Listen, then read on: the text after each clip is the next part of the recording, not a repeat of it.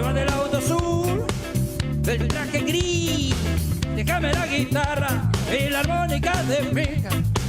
Sabe que puede matar, puede asesinar, todo mi dinero me puede robar. Llévate los cubiertos. Bueno, dale, vamos a empezar a conversar en esta tarde de periodismo rock and roll. Ayer fue 17 de octubre, se conmemoró un nuevo fallecimiento del general San Martín. Digo, a nosotros nos gusta a veces poder hablar un poco de estos temas, interpelarnos, charlarlos, conversarlos, y buscamos siempre gente que conozca un poco más que nosotros, digo, ¿no? Se dedican a eso, así que saben, son dos profes de historia. Diego Tadei, gracias por venir, ¿cómo andás? Muchas gracias, gracias por la invitación. Bueno, María Emilia Sandrín también, además, licenciada en historia. Doctora. Bueno, pero digo, gracias por invitarme. Pero la invitación tiene que ver también con lo que ustedes por ahí realizan como parte de sus actividades, que tiene que ver con esto de no sé si la palabra es educar, pero sí compartir contenido con jóvenes, con chicos.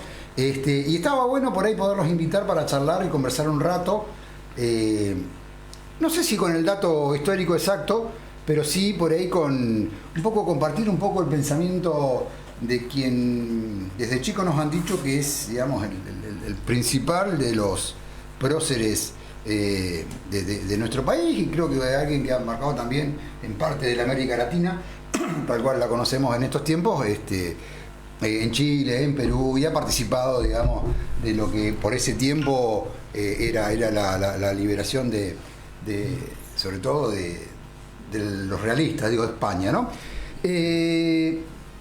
Yo decía hace un rato, cuando arrancaba, digo que, como suele ocurrir en estas épocas, nadie se quiere quedar afuera, o que, sobre todo encima cerca de una campaña electoral y este tipo de cosas, nadie se quiere quedar afuera, un poco de no olvidarse de San Martín. Y algunos les han hecho hinchar el poncho medio apretado, ¿no? Porque yo no sé si San Martín hoy es contrafáctico, no podemos saberlo, compartiría un montón de cosas que pasan en el país.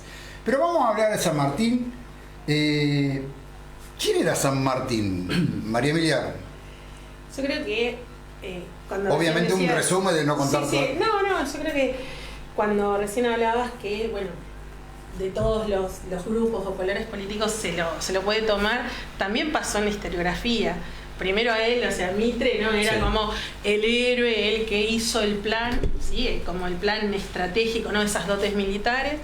Después, más centrado el siglo XIX, lo empiezan a ver como el estratega que pudo llegar a lograr, a través de gestión, un ejército disciplinado, ordenado, pertrecho. Y después en la actualidad, aún sí es uno, no sé, Diego, vos qué opinás, pero es como de los héroes que siguen estando, ¿sí? Porque a más de uno se les cayó la capa de héroe, pero San Martín es como uno de los menos cuestionados, lo yo, de la historiografía. Y sobre todo, a mí me parece que tiene que ver con eso de la estrategia, primero, un hombre con una visión política, militar extraordinaria para la época, ¿no? Y una capacidad de gestión jurisdiccional que no la tuvieron otros, ¿no? Sí, totalmente. Está claro que es uno de los personajes más icónicos, quizás junto con Belgrano, son los dos personajes casi incuestionables, o sea, los que todos tienen dentro de su orden de antecedentes o de referentes políticos. Por ahí otros personajes políticos argentinos, no sé, Irigoyen, Perón, Alem, Macri, Kirchner, generan otra clase de divisoria de aguas. Con San Martín y Belgrano son los que tenemos todos desde muy pequeños, en el trabajo que se hace en las escuelas desde el jardín de infantes, pero que también se alinean porque hay una construcción historiográfica, como dijo María Emilia, desde Mitre. O sea, los liberales del siglo XIX, que crearon el Estado Nacional, hicieron un trabajo muy fuerte para cimentar, digamos, esa unión de los diversos en torno a estos personajes, por ejemplo. Obviamente que en esa construcción, para que un personaje sea universal, hay particularidades que se van borrando. Y luego hay lecturas. Hubo otras lecturas también, como dijo María Emilia. Hubo, por ejemplo, historiadores que buscaron trabajar el origen mestizo de San Martín, porque hay algunas teorías allí, Chumbita, por ejemplo, ¿no? Es decir, que es objeto de discusiones historiográficas, pero es cierto que la potencia, el poder del personaje tiene que ver con lo que Benedict Anderson llama las comunidades imaginadas. Es decir, son esos personajes que nos mantienen unidos en algún sentido, porque generan un pasado común que nos vincula. O sea, ¿qué vincula a un jujeño con un porteño, con alguien de Santa Cruz? O sea, bueno, San Martín es una de esas cosas. Bueno, y él Diego, además en su época, ¿y qué es lo que pudo hacer? Él pudo, cuando decía vincula a Tucumán con Santa Cruz o el porteño, él pudo vincular el sector social alto, el sector bajo, en esto que decíamos, esa cultura un poco jurisdiccional, ¿no? De territorial local y estratégica, bueno, de por qué se fue a Cuyo en el 14 a querer, o sea, por qué lo nombran, ¿no? Gobernador, sí. Pero por qué eso, si nosotros tenemos el mapa en la cabeza, teníamos el Alto Perú que ya estaba cayendo, bueno, ocupado por los realistas, ¿no? Nosotros la salida al Atlántico, por acá Artigas que ya tenía sus diferencias, acá las comunidades originarias que seguían resistiendo, o sea, en lo que es el Chaco formoseño, ¿no? En el norte lo mismo, y cómo ese paso con Chile era económicamente redituable también. ¿Por qué? Porque ahí teníamos toda la comercialización hacia el Pacífico. Entonces esa visión y esta visión de poder aunar los recursos y cómo esto, cuando ella decía de gestión, cómo él pudo continuamente ir articulando instituciones, personas, ¿no? Porque era desde las damas del vecindario hasta, ¿sí?, la cantidad de afroamericanos, la cantidad de esclavos que él logró su misión, ¿sí? Bueno, otorgándoles esa libertad después de haber cumplido su paso por el ejército, ¿no? La incorporación de las mujeres, sí.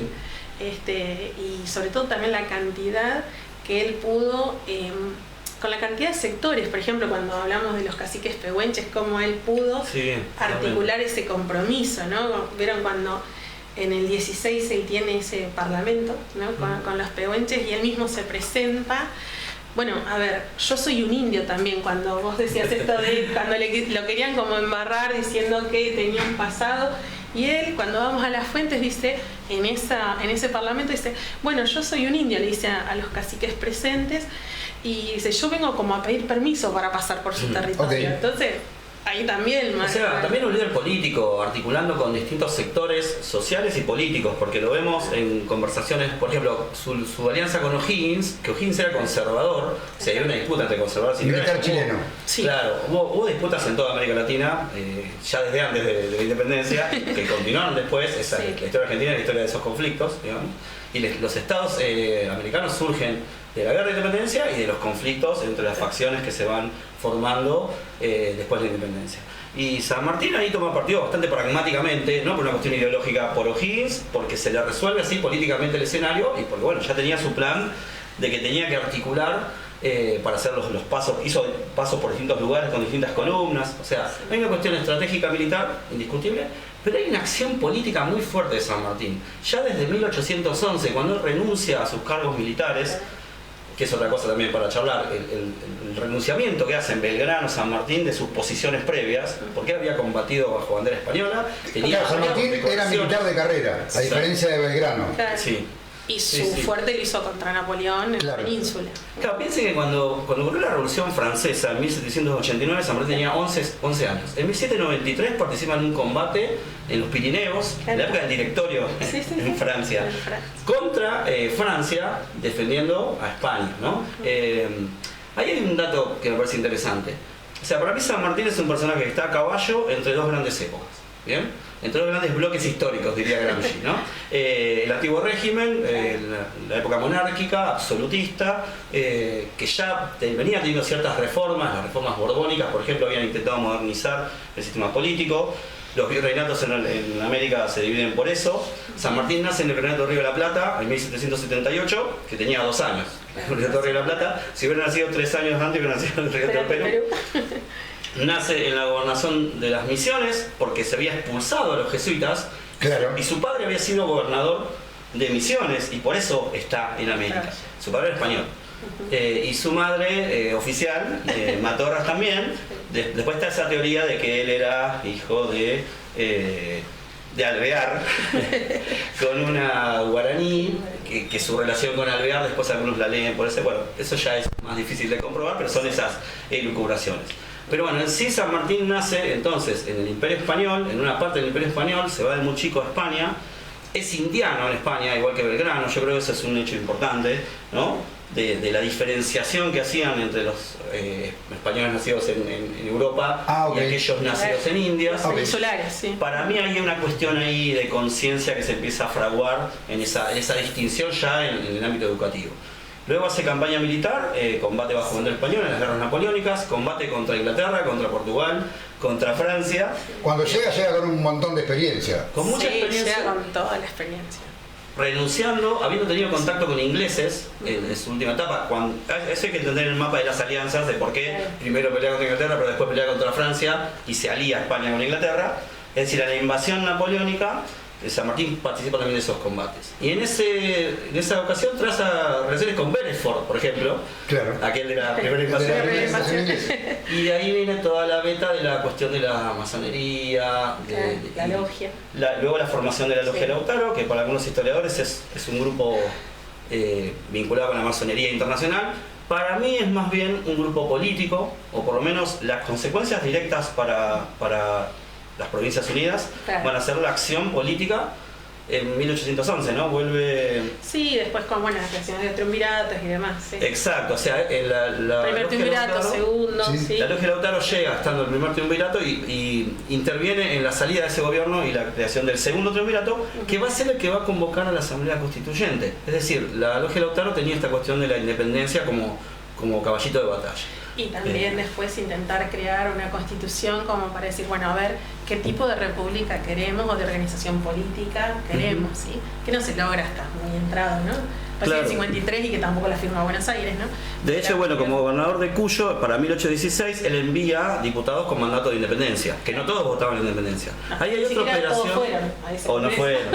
Hay otra operación que uno a veces hace, que la hace por la formación que uno tiene de todos estos hechos como la historia argentina, que es enlazar, ¿no? La Revolución de Mayo, la Asamblea de 1813, el Congreso de Tucumán. Y la Revolución de Mayo en sí no era un movimiento independentista, por lo menos no al 100%, sino que tenía algunos personajes que empezaron a jugar esa carta política. San Martín apoya la Revolución de Mayo y yo creo que le incide en su renunciamiento el conocimiento de esos hechos, porque forma parte de todo ese conjunto de sujetos históricos que son hijos de la Revolución Francesa y que están justamente a caballo entre el tiempo viejo y el tiempo que se empieza a crear en ese gran caldero que es el periodo 1808-1820. De hecho, en la primera junta vos tenés sectores que podríamos decir revolucionarios para la época, como Moreno, Castelli, y tenés sacerdotes, tenés comerciantes españoles, tenés Saavedra, que era el jefe de las milicias.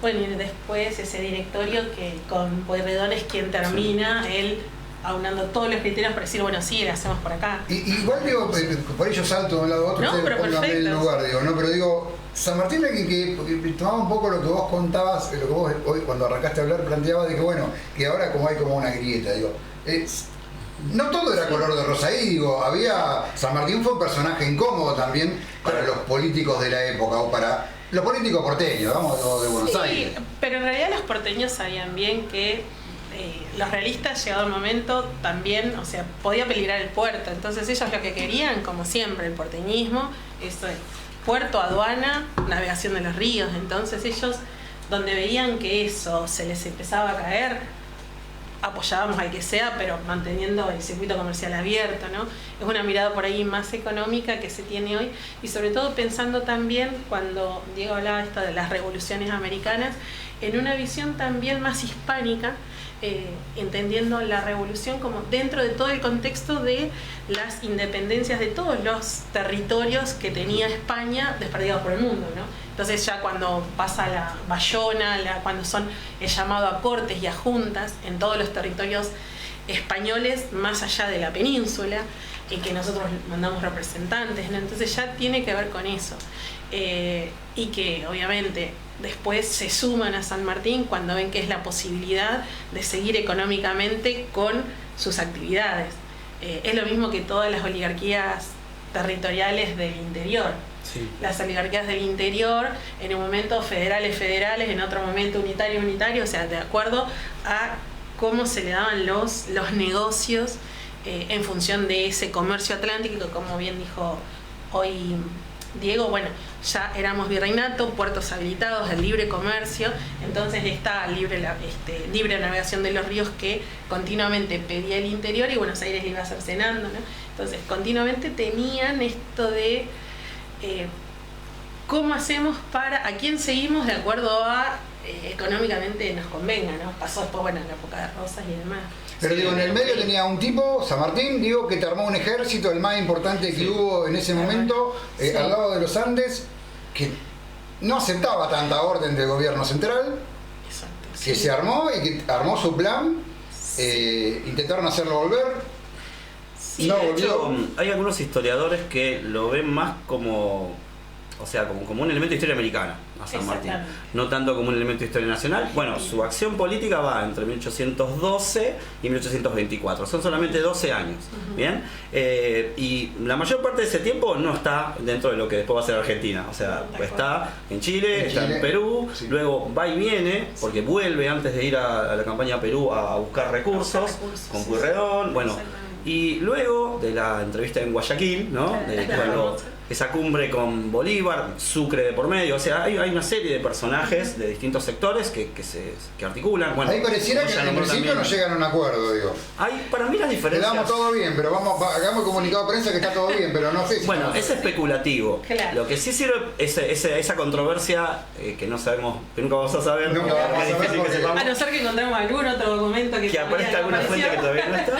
Pero bueno, por lo menos desarmemos un poco ese combo de los libertadores de América como un todo, como un núcleo sin grietas. Bueno, para mí las diferencias probablemente hayan tenido que ver, no con el plan de la independencia, que estaba claro que eran dos corrientes que confluyeron, sino por ahí con las formas políticas. Ahí. Está claro que por ahí Bolívar, por lo menos uno vio que Bolívar sí siguió con su acción política en América, presente, pues San Martín se va y no vuelve nunca más, ¿no? Esa idea por ahí de repúblicas, de estados grandes, o sea, de pensar en estados grandes, y también con un cierto centralismo. San Martín mostró ideas monárquicas, de hecho apoyó esa moción que era de Belgrano de una monarquía incaica. Quizás su modelo era más la monarquía constitucional. Hay que entender que San Martín, por eso digo, va a caballo entre dos tiempos y él también va como transformándose a través del tiempo. Él es, por ejemplo, católico, de hecho en el Perú implanta la libertad de comercio, la libertad de expresión, pero mantiene que el culto tiene que ser el católico. Es decir, hay medidas que son liberales, pero hay un límite a ese liberalismo. Y de hecho con Rosas, que es una de las relaciones que siempre se le atribuyen, lo sabemos más por cartas y testimonios, no es que San Martín escribió un manifiesto político de sus ideas, sino que por las cosas, la correspondencia que ha quedado. Sí. Claro, y frente a ciertas coyunturas él manifiesta ciertas cosas. Y de Rosas había elogiado como su don de mando, creo que él tenía una idea como un gobierno fuerte, de alguna manera, aunque no estaba tan de acuerdo en la persecución a los opositores. De hecho él tiene familiares de la familia de los Valcarce que sufren el gobierno de Rosas. El momento donde él sí se manifiesta a favor de Rosas es después del bloqueo anglo-francés, y que ahí le lega su sable y reconoce la defensa de la soberanía. Yo creo que tiene que ver más con una postura más amplia en relación a la defensa de América, quizás.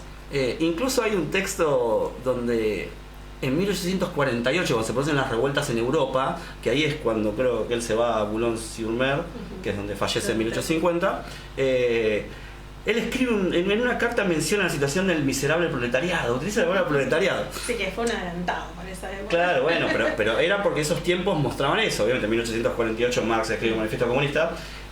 No sé qué hubiera sido de San Martín después. Es anacrónico atribuirle a San Martín ideas que son del siglo XX, o a Castelli o a Belgrano. Sí, a veces, incluso aunque las palabras estén en la fuente. La palabra Argentina, por ejemplo, en 1810 no significa lo mismo que en 1853. O la palabra pueblo. O la palabra ciudad, porque ellos la ciudad era como una provincia, entonces después las capitales de provincia, la ciudad grande fueron las capitales de provincia, ¿sí? Y yo creo que tiene que ver mucho, viste, con los análisis que hace Queramonte, Agüero, ¿sí? De la cultura esta constitucional y cómo se iba armando las distintas jurisdicciones políticas y económicas, cómo se iba reordenando una vez que tuvimos la independencia, cómo se iba reordenando o reorganizando el territorio para adentro. ¿Sí? Cuando vos decías esto de monarquía, también estaba esta división entre somos una federación o una confederación.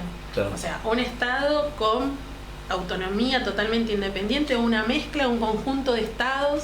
Sí. Entonces eso también estuvo y pisó fuerte. Fíjense que recién nosotros, después de los 60, pudimos tener un territorio, porque bueno, no sé llamarlo país, no es todavía, organizado constitucionalmente, ¿no? Porque en el 53, como dijimos hace un rato, Buenos Aires no la firma, una vez después de la batalla de Pavón, con las distintas modificaciones se puede firmar y organizar constitucionalmente todo esto. Claro, San Martín muere en 1850, 3 años antes de que se sancione la Constitución. Exactamente. Y en su trayecto existencial pasa por el Virreinato Río de la Plata, todo el proceso político de formación de las Provincias Unidas en 1816, luego la Confederación Argentina y la vuelta al poder central en la época de Rivadavia, personaje con el que tiene una disputa, una confrontación muy aumentada, ¿no? Sí. pero que no sé si tiene que ver tanto con la cuestión de unitarios o federales, porque él no se pronunció a favor del federalismo en un sentido amplio, por lo menos en su época de su campaña política militar. De hecho, uno de sus ayudantes es Lavalle, que va a ser el que va a fusilar a Dorrego. A Dorrego. Y Lavalle, pariente, ¿no? ¿No? Sí, Claro, era el padrino de su hijo. bueno, Lavalle le ofrece la gobernación de Buenos Aires. O sea, ¿qué hubiera pasado, contrafáctico como dijiste vos, qué hubiera pasado si San Martín se convertía en gobernador de Buenos Aires en lugar de Rosas? No lo podemos saber. Es contrafáctico, pero él, rechaza ese ofrecimiento, como también rechaza ser presidente de Uruguay, que se le ofrecen en un momento, que tomar el liderazgo político de Uruguay. Si San Martín se hubiera quedado en América, no sabemos qué hubiera pasado. Ahí, seguramente su influencia con todos sus antecedentes, pero San Martín no ocupa un lugar de poder en la América que contribuyó como pocos a configurar. No, y eso, además cuando se va no vuelve más. Exacto. Se va Eso con es lo su que hija, yo, ¿no? Sí. Yo en el discurso de la plaza, que me tuve el honor de poder hablar en la plaza, hablé de esta cuestión, de este patrón de historia argentina de exilio, de muerte, que en distintos momentos, en el siglo XIX, en el siglo XX, han sido como la característica. Es un país con una historia política muy convulsionada, con el surgimiento del Estado se da en un contexto de guerra, con los sectores militares ocupando el poder, hay algunas cuestiones que son de origen y que a veces se expresan en la larga duración. Y generalmente cuando estudiamos historia desde el presente, yo creo que uno de nuestros deseos es que esos patrones no se repitan. No se repita. ¿Y qué imagina usted, o si querés, María Emilia, de por qué él no asume o no le interesa asumir la responsabilidad en Chile, en Perú? Yo creo que veía las controversias. Creía que había más todavía para hacer y que tenía que estar él. Para mí, como que veía que sus ideales, en cierta forma, no te digo que eran una utopía, pero sí que eran muy difíciles de llevar adelante, porque en todos los lugares, como decía Diego, había esas internas feroces. Entonces, nos pusimos de acuerdo. ¿Por qué? Para hacer la independencia, y porque ya estaba el rey otra vez en el trono, quería volver a todo lo que ya tenía. Entonces, en Europa todo estaba convulsionado, entonces listo, acá firmamos. Pero una vez que se firmó, ya en el mismo Congreso, ¿no?, de Tucumán se estaban peleando, y de hecho algunos no fueron. Algunos territorios después que fueron ya se perdieron enseguida, ¿no?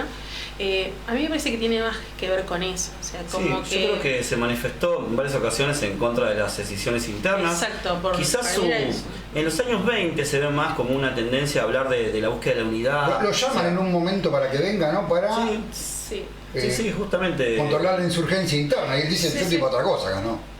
Sí, yo en el marco de las lo veía más de arriba, como que quizás ahí lo podemos ver como tomando una postura más pragmática quizás, o más conciliadora, buscando encontrar esa unión.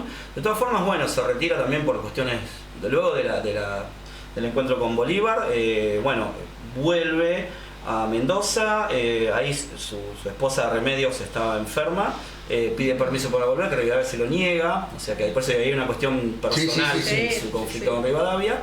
El cuadro de su esposa se agrava, él decide volver, y cuando vuelve ya había muerto, y ahí es que se va con Merceditas para... Y él también tiene problemas de salud. Sí, tiene un accidente, una diligencia después, o sea, tiene algunas circunstancias. De hecho hay una película reciente, Belgrano, la de Pablo Rago y Pablo Echarri. Y la de Revolución, el cruce de los Andes. Sí, claro. Pero en la película en el encuentro de Yatasto están los dos tosiendo y están tomando medicamentos, como poner un poco en situación lo que eran las condiciones de guerra de esa época, lo que eran las condiciones de esas campañas. Su retiro es hacia la vida privada, aunque bueno, se mantiene conectado con los asuntos públicos. Se va a Bulgaria, ¿no? Porque Inglaterra es como que es muy caro y él no tenía una moneda. Se va a Bruselas. Y después, a Bélgica. A Bélgica. Y después es el... Va a París, luego de París se va cuando ocurre la revolución y bueno, termina en Valencia. Pero yo creo que fue más que nada un hombre de acción que justamente encarna por ahí todas estas cuestiones políticas, económicas y sociales de la época y que es, digamos, agente y consecuencia de los cambios que se estaban gestando en el mundo y digo, el paso hacia una etapa republicana, hacia una etapa de la política moderna, con el surgimiento de estos partidos, que todavía con una forma muy del siglo XIX, el surgimiento de los liderazgos que van a ser los caudillos, que eso también genera marcas de origen en la historia argentina. Las cosas que todavía siguen en lo que nosotros llamamos la larga duración. Tal cual, o sea, esos cabildos donde no tenía representación el pueblo, o sea, cómo, claro, donde empiezan esas salas de representantes y lo que cuesta. Pero él en general con muy buena relación con los caudillos del interior. Sí, por eso decíamos hoy esto de por arriba y por abajo tuvo buenas relaciones o buenas gestiones, ¿no? No solamente con los esclavos, sino también con todo lo que era el sector, o sea, el bajo pueblo, vamos a decir, ¿no? En teorías de Gabriel Di Meglio, por ejemplo, y también en todo lo que era el sector alto, porque bueno, es así como pudo conseguir los recursos, ¿sí? Yo me acuerdo cuando también leíamos esto de las rabonas, ¿no? Todas esas mujeres que iban acompañando el ejército, entonces, bueno, ¿cómo pudo lograr en aquel momento cruzar, no sé, que un cacique te traiga 1500 mulas, que el otro actúe de espía, que un molinero cambie el entramado de la tela para que pueda resistir más? Digo, cosas que estamos hablando en 1800 y en lo que era nuestro país en ese momento. Entonces yo creo que en eso tiene muchísima importancia esos detalles, ¿no? Para poder entender lo que era un cruce de los Andes en aquel momento. Bueno, de hecho la forma que se involucra el combate de San Lorenzo es famosa la situación con Cabral, porque él va con un grupo reducido y va adelante, o sea, claro, con su caballo, queda a merced. Es decir, bueno, es un personaje que se involucra. Yo creo que tanto él como Belgrano, hablando de estos próceres, los incuestionables, digamos, los que todos quieren tener su equipo, es la cuestión de su renunciamiento a posiciones que podrían haber sido más cómodas. Bueno, por eso San Martín estaba la forma de vida militar, es una forma de vida arriesgada, más en ese contexto, pero de vuelta, él no vuelve a ocupar un lugar de poder que lo podía haber ocupado y que tuvo ofrecimientos para hacerlo. Así que hay también un renunciamiento luego. Sí, más a lo individual y por las luchas colectivas, ¿no? Y quedarse con esa lucha colectiva, con ese plan ofensivo de lucha colectiva, porque bueno, todo lo que proponían era a un nivel más particular, individual, ¿no?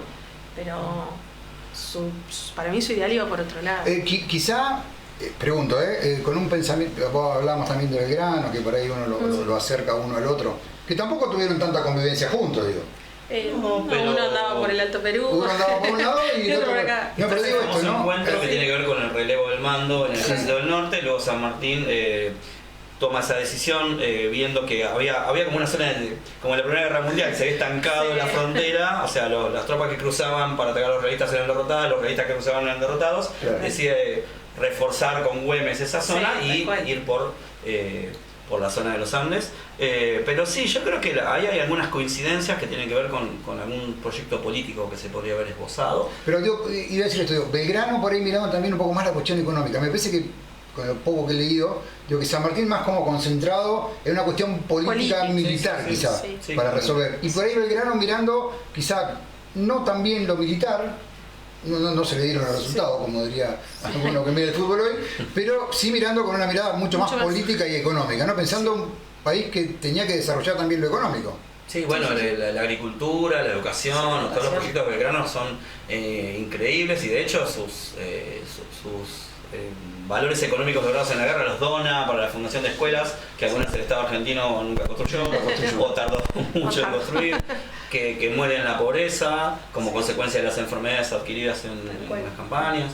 Sí, yo creo, bueno, ese valor es notable. Y además que económicamente no son personajes, San Martín tampoco, ¿no? No es que tiene una vida holgada, o el mismo Rosas, que termina viviendo una vida muy humilde en Inglaterra, casi de granjero, ¿no? Pensar, bueno, lo que era la política en esos años. Sí, a ninguno le fue bien, digamos, en definitiva en lo económico. No, pero sí hubo otros No si lo comparamos con periodos posteriores. Y bueno, pero también con algunos de ese periodo, digo, porque a algunos les fue mejor, digo.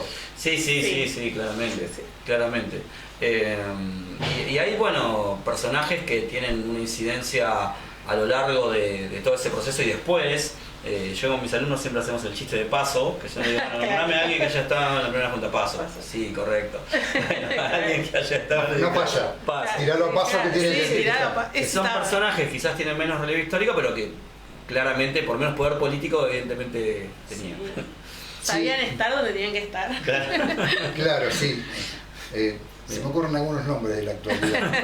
Están en varios lugares. No, pero digo, no nos queda tampoco tanto rato, pero por ahí lo último que veo que los dos se vinieron con un montón de material y yo arranqué para el lado que arranqué la charla se dio. No sé si estaba esto ahí o no entre lo que ustedes querían contar, pero sí, hemos hablado de todo esto seguramente. Sí. Pero bueno, no, pero por ahí como para redondear un poco la charla, tenemos un poco de tiempo cada uno para que lo redondee como les parezca el tema de San Martín y sobre todo su pensamiento, esto que estamos hablando ahora. No, yo creo que a mí me interesa el impacto en la cultura popular, por ejemplo, ¿no? La cantidad de obras, producciones. Bueno, ayer mismo en la plaza veía la representación que hicieron los alumnos, el trabajo que hicieron las maestras es excelente. También para reivindicar a las maestras que después vinieron el domingo a montar el acto, trabajando toda la semana, todo ese esfuerzo que también es patriótico. Y digo, son personajes que han tenido impacto en la cultura popular y que nos permiten pensar algunas cosas. Y no por el hecho del anacronismo de atribuirles ideas que son posteriores, pero sí de bueno, poder trabajar ese vínculo con lo propio, con el lugar donde uno vive, es el compromiso. No estamos pidiendo que crucen los Andes, pero sí que creo que son ejemplos que te permiten pensar o reflexionar en cuál es el lugar que vos tenés en tu comunidad y qué es lo que vos podés hacer con tu comunidad. Y digo, pero vos decías el cruce de los Andes, el cruce de los Andes me parece que si bien no era la primera vez que se hacía, digamos, en la historia de la guerra, una proeza importante, digo, ¿no? Sí, yo creo que como valores también, sumando a lo que aportaba Diego, esto de valorar el proyecto colectivo, ¿no? Esto de el accionar en el propio lugar donde te toque, por eso hoy decíamos lo jurisdiccional, lo local, ¿no? Pero él no se quedó solo en lo local, sino accionó desde ahí, gestionó, intentó articular instituciones, recursos, políticas, hombres, mujeres, cómo pudo en pos de un plan colectivo, que eso para mí es una de las cosas también fundamentales como para poder reivindicar o poder valorar, ¿no? Para mí eso de plan colectivo, sentir que que sí o sí era por ahí la salida. Y bueno, y en su mirada estratégica, entender que no se podía quedar solamente con Argentina, no se llamaba Argentina, no se podía quedar, porque si lo rodeaban, del otro lado iban a seguir viniendo. Sí. Y aunque la proeza o la estrategia o la batalla fuera muy grande, debía abrirla. Sí, de hecho el plan de encarar la conquista de Perú desde un Chile patriota tiene que ver con fortalecer esas posiciones y bueno, también con la estrategia, la sorpresa y otros elementos que tomó. Que en Chile, perdóname, en Chile no es tan, he hablado con un amigo chileno, en Chile no es tan reconocido San Martín, es más reconocido Higgins, en Perú sí. ¿No? En Perú es uno de sus máximos. Bueno, en Perú en el 2021 hicieron un billete homenaje a San Martín, es considerado el fundador de la República. Y eso explica muchas cosas también, de la relación entre Perú y Argentina. Y entre Perú y Chile. Y entre Perú y Chile. Perdón, Argentina y Chile. Sí, pero bueno, es un personaje de dimensión americana. Yo, volviendo a lo que es la cultura popular, también ha habido, creo, un esfuerzo de muchos cantantes, de muchos cineastas por mostrar la faceta humana. Bueno, la película El Santo de la Espada, de 1970, Leopoldo Torrelizo con Alfredo Alcón, película icónica, que tuvo una gran recepción, pero fue censurada por el gobierno de Onganía, porque había escenas donde estaba enfermo llorando y eso no se podía mostrar. Es un concepto del prócer intocable de hierro, inclaudicable, que por ahí, insisto, a veces la cultura popular termina resolviendo cosas que la historiografía... y una movida como de historiadores, ¿no? De la década del 90, ¿no? Que empiezan a decir, mirá, San Martín también iba al baño. Claro. ¿No? San Martín no solo comía asado, Sí, y después también ya con el bicentenario, ahí también. Bueno, estas películas que nombrábamos hoy, Cruce de los Andes, la película de Belgrano y demás, con toda la revolución, tanto en el cine como en la historiografía, que hubo por el bicentenario, entonces hay muchísimas miradas, pero también lo que decíamos hoy, en esas miradas es como que, por ahí no sé si tanto Belgrano, pero sí San Martín parece como el que sigue resistiendo. El que sigue resistiendo. Bueno, la cuestión de las mujeres, de hecho, la relación con su esposa, que tenía 14 años cuando se casaron.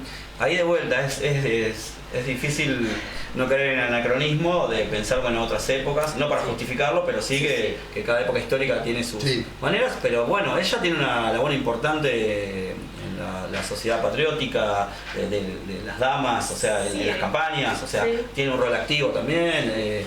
En el acto de la plaza los chicos hicieron, además de San Martín de Junaderos, aparecieron un montón de mujeres. Bueno, Josefa Tenorio, ¿no? La que él simbólicamente le da la bandera para que cruce los Andes, ¿no? Esta esclava que después, bueno, le otorga la misión, ¿no? También tiene que ver con las corrientes historiográficas que se van desarrollando y que, digamos, vuelven a abrir el pasado a mirar lo que no se había mirado. Y eso también es parte del asunto, que también nuestra visión sobre San Martín va cambiando, no porque nos ajustemos el poncho, sino porque son el pasado lo miramos siempre desde la óptica del presente y de nuestras necesidades, de nuestros problemas.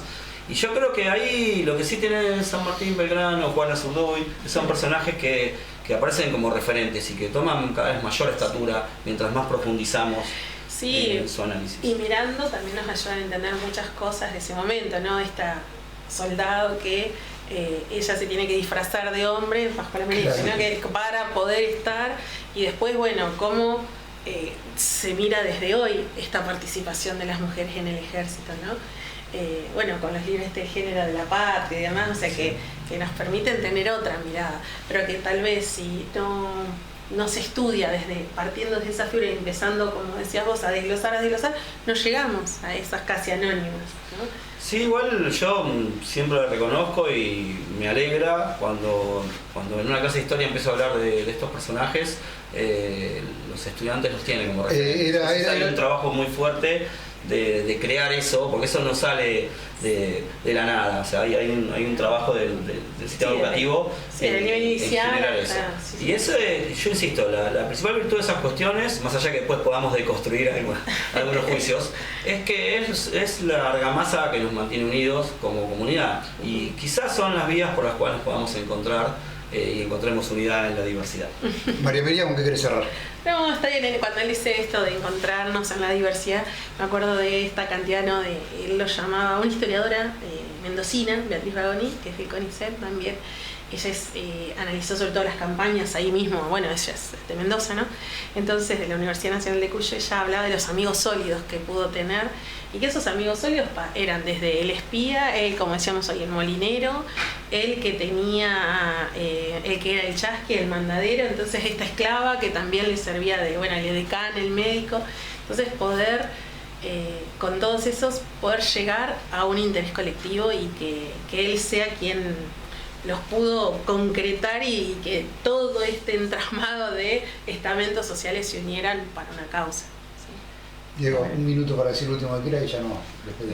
Bueno, no, nada, agradecer la convocatoria del otro día, poder participar del acto de la comunidad, de estar con los vecinos, con los estudiantes, con las escuelas y bueno, esta oportunidad también de hablar en la radio, creo que son los espacios que nos permiten pensar colectivamente y vincularnos, y creo que, bueno, la herencia más importante de estos personajes de los que hablamos, de todos los que hablamos de un montón, es obligarnos a pensarnos como comunidad y bueno, y hacer algo bueno por nuestra comunidad para honrar ese sacrificio. Y digo, cierro con esto, pero es imposible no mencionar a todo lo que mencionamos, pero en contemporáneo.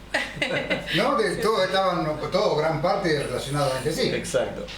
Alguno hablaba con uno. Bueno, por eso fue una época de transformaciones y que dio como resultado que hoy estemos acá formando parte de un país. Sí, y también como egresados de la universidad pública fuimos compañeros, así que nosotros en nuestro paso por la Facultad de Humanidades, para mí también es un placer que me hayan invitado. Cuando me dijiste va a haber seguro otros colegas, no sabía ni quién iba a estar, así que feliz de poder encontrarnos, porque además cursamos Argentina 1 exactamente. justo estos temas allá por el año 2000 más o menos, así que para mí también, y bueno, obviamente, cuando vos decías en el acto, en la escuela, uno cuando ama la docencia es como que la haces sin darte cuenta en todas partes, porque te preguntan una cosita así y terminás explicando y te dicen, no, pero yo te pregunté este pedacito. Entonces, bueno, realmente poder tener el espacio para, no sé, conversar sobre estos temas que nos gustan, para mí también es un placer. Así que muchas gracias. Bueno, María Emilia Sandrín, Diego Tadei, a los dos muchas gracias por haber venido. Bueno, gracias. muchas gracias.